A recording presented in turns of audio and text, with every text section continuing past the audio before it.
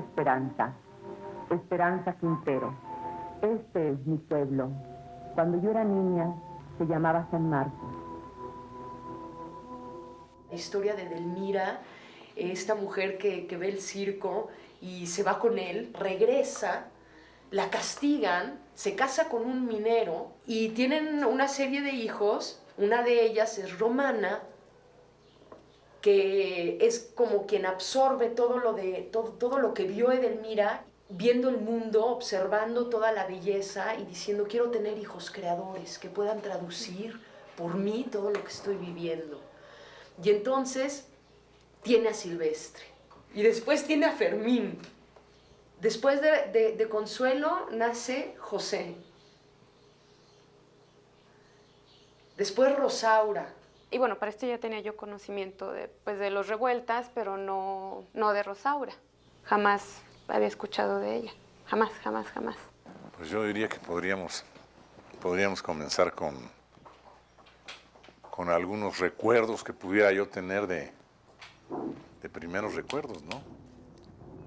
¿Cómo relatar mi historia que no tiene principio ni fin?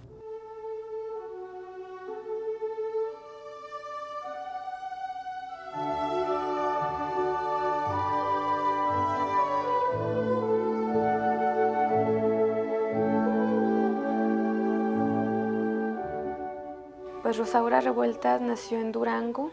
Pasó toda su niñez entre los estragos de la revolución, moviéndose de un lado a otro para tener una mejor vida, pero siempre en familia.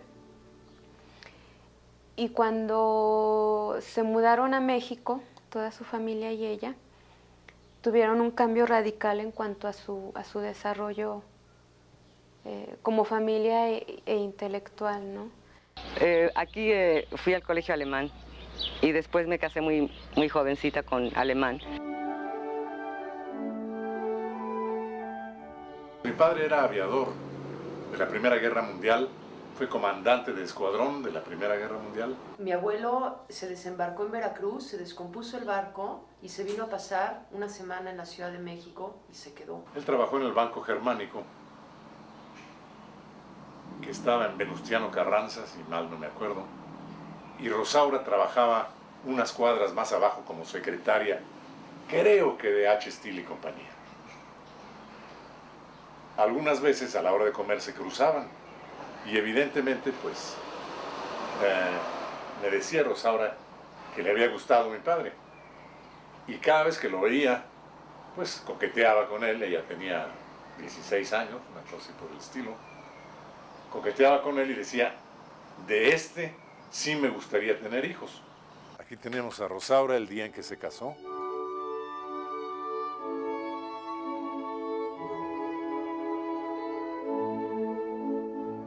No, de hecho los primeros recuerdos que tengo de ella son los viajes.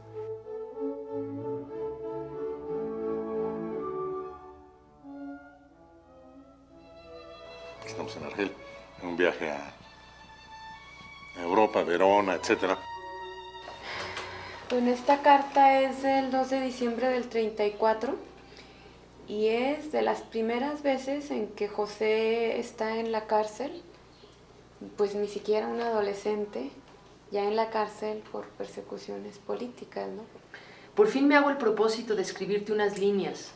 No quería que este año pasara sin mandarte un saludo para Navidad y Año Nuevo. Aunque esto te ha de parecer chocante por lo burgués, dirás tú, pero yo no lo puedo remediar, soy burguesa y no podré dejar de serlo hasta que me muera, a menos que se operara en mí una catástrofe interior. Bien, dejemos eso por la paz. Con todo y lo burgués que te parezca la familia, el hogar, dime, ¿no sientes a veces la nostalgia de nuestra compañía? ¿No quisieras estar entre nosotros otra vez y charlar y oír necedades en medio de carcajadas y discusiones? Proyectaba mucho más Rosaura el genio, el talento de los hermanos. No hablaba tanto de ella misma. Se proyectaba mucho más a través de Silvestre, a través de José. Yo creo que ella encontraba el motivo de su vida en no en la obligación, sino, pues, podría decirse en la obligación, sí, de ayudar a que sus hermanos salieran a la luz, la obra de sus hermanos saliera a la luz. Y al morir su hermano Silvestre, se da cuenta ella que se murió sin que nadie lo conociera o le diera el lugar que tenía. Toma sus partituras y vestida de blanco se va a Bellas Artes y se las da a los directores de orquesta. Cuando José escribe su primer manuscrito, se lo lleva vestida de blanco al centro y hace una edición familiar. Hicieron una edición privada de Los muros de agua de José. Yo recuerdo la cajuela de mi padre, del coche de mi padre, llena de libros que Rosaura iba a distribuir. Yo veo a Rosaura como una mensajera.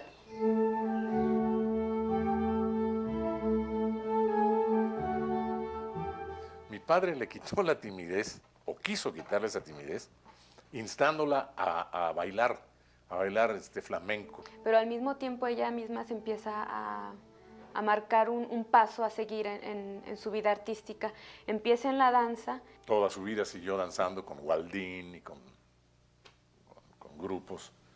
Yo tengo inclusive ahí un par de cuartillas con esa experiencia mía de cuando Retes me llevó con Waldín, cuando conocí a Rosaura. Y esto fue en marzo de 1949. Pero en la danza se involucra en el teatro. Empieza a trabajar con Charles Runner, empieza a trabajar con Sequizano, con Ignacio Retes. Entonces empieza ella a meter en un círculo de intelectuales que están hirviendo, ¿no?, en ese momento. Y luego con Emilio, claro. Emilio la lanzó, por así decirlo, ¿no? El indio.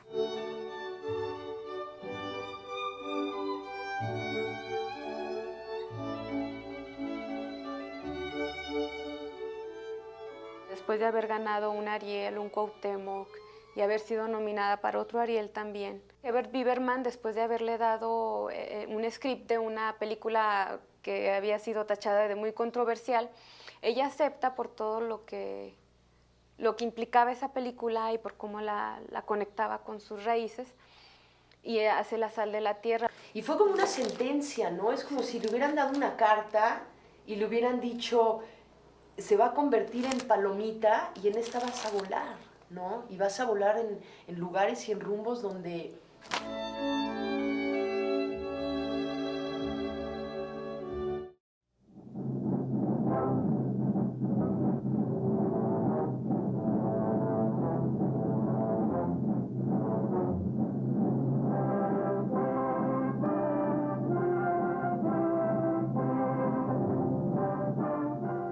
Fuimos por un café en una cafetería de Santa Fe y vi una Virgen de Guadalupe enfrente del café. Le dije, la voy a grabar.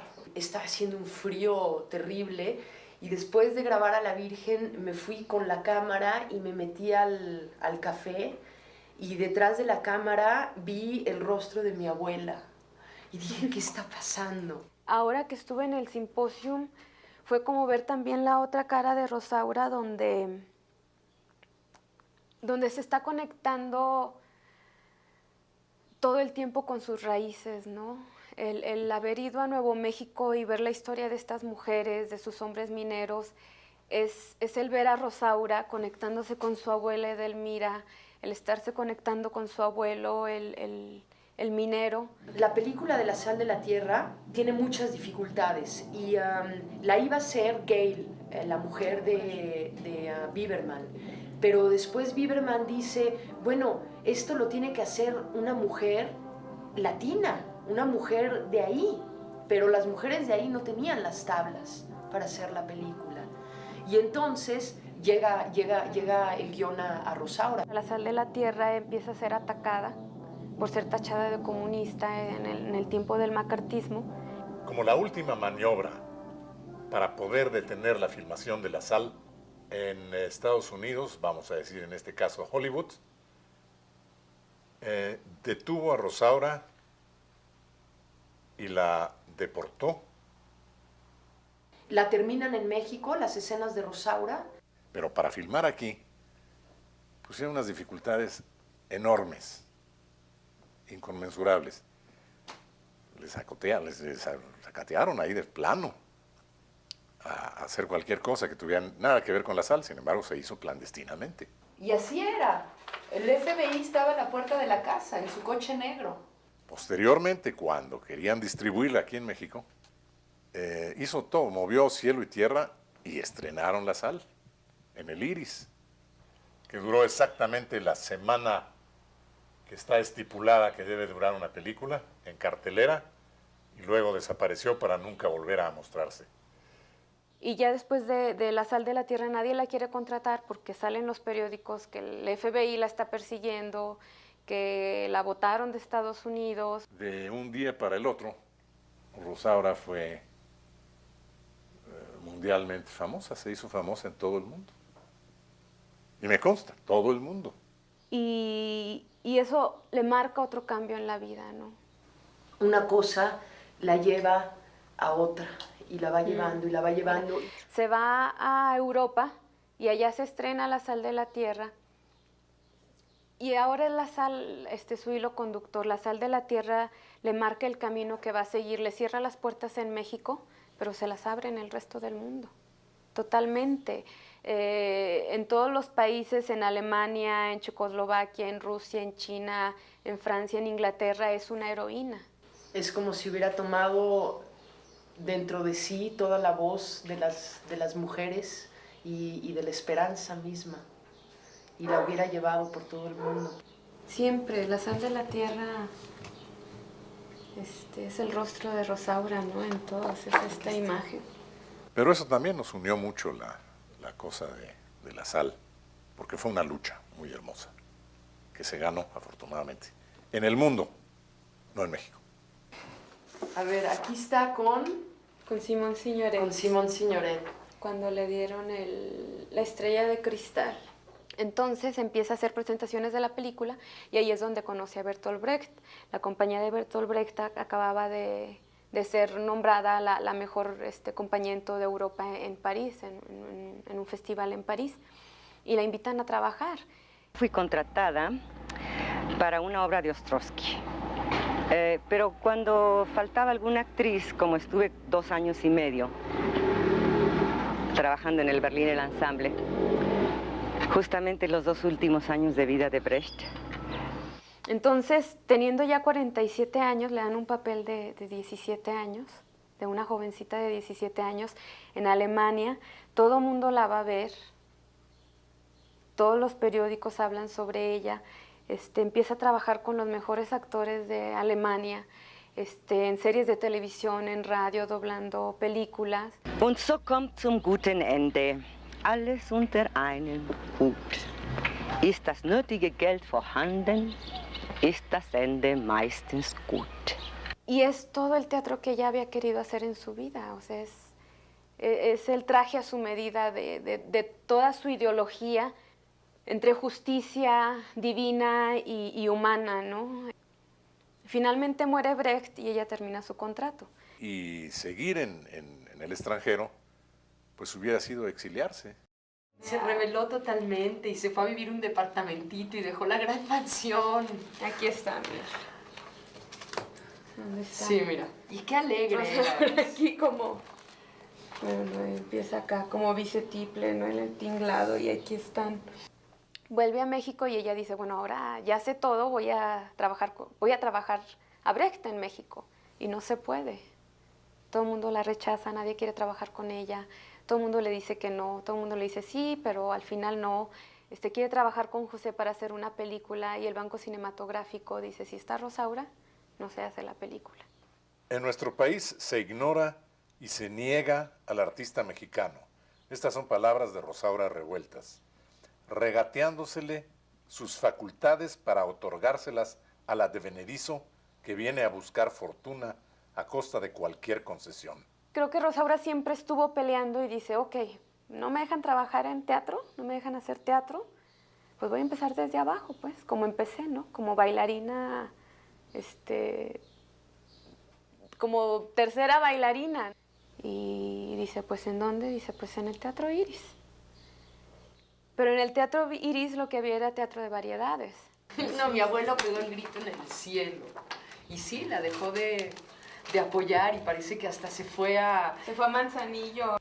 Y empieza a bailar, ¿no? Entonces, los primeros días que está ella en el Teatro Iris, en un teatro de variedades, en un teatro de revista, los periodistas abarrotando el lugar, todas las coristas felices, ¿no? Porque pues todo el mundo las va a ver. Rosaura habla sin tapujos, dice Lina Sagaón. Pero entonces Rosaura empieza a hablar en los periódicos de la falta de higiene que hay en los teatros, de la poca paga que tienen, y empieza a revelar todo este lado oscuro de las bailarinas y del teatro de variedades, y la corre. Para ese entonces ella tenía 48 años. Su indignación, porque era una mujer que se indignaba, realmente se indignaba. José también se indignaba, eran tan sensibles a todo lo que sucedía en su alrededor, y no por estar en donde estuvieran dejaban de ver lo que estaba sucediendo. Y señalarlo, como si lo hubieran sumergido en agua y aquí te quedas, no trabajes en cine, no trabajes en teatro, ahí quédate porque eres demasiada buena influencia para tus compañeros, ¿no? Porque ella era una luchadora, era una guerrera. Pues muy revueltas, qué curioso, porque todos, yo no sé los genes, ¿verdad? Pero si uno ve a Silvestre y ve uno a José y ve uno a Rosaura, también es el sello. Parece que fueron cortados con el mismo cuchillo de pastel, ¿verdad? Eso de lo burguesa que le decía José, pues las circunstancias también de la vida, ¿no?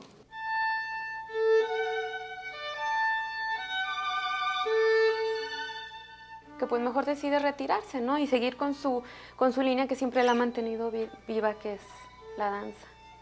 Muere mi padre y ella se queda sola. Sola aquí, en esta casa.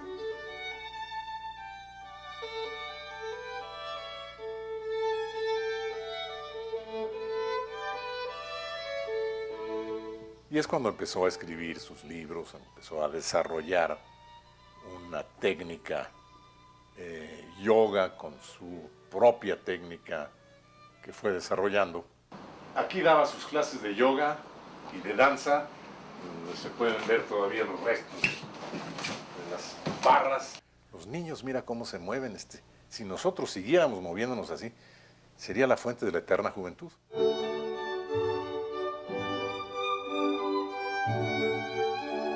Muy guapa, morena, pecosa, muy atractiva, con una preciosa sonrisa. Siempre hay que enseñar la cara, decía, y siempre hay que mirar a los ojos.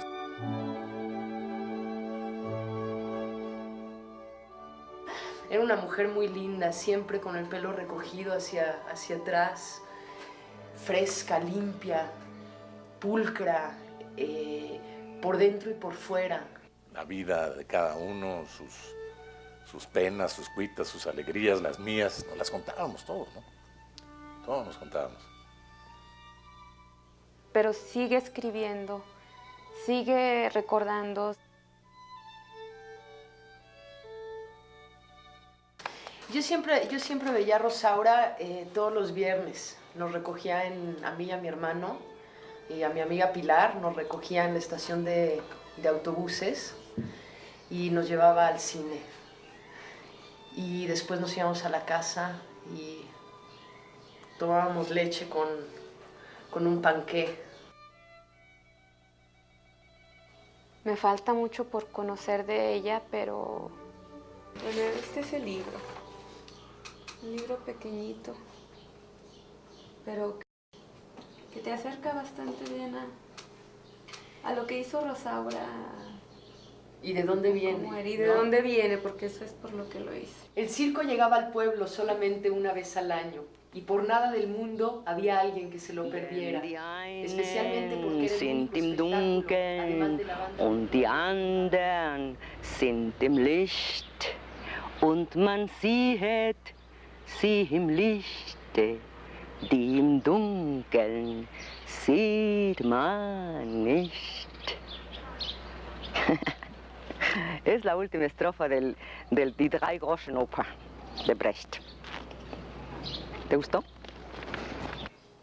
Una mujer extraordinaria, un ser realmente extraordinario.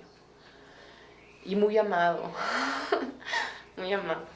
¿Han visto las mariposotas que andan por aquí, así grandotas, blancas, con unas alotas? Les decimos rosauras. Precisamente mañana es el 8º año de su muerte.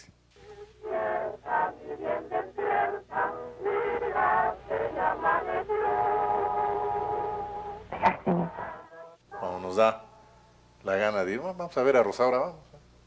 Agarramos, ¿sí? Le llevamos champaña y nos tomamos ahí con Mozart.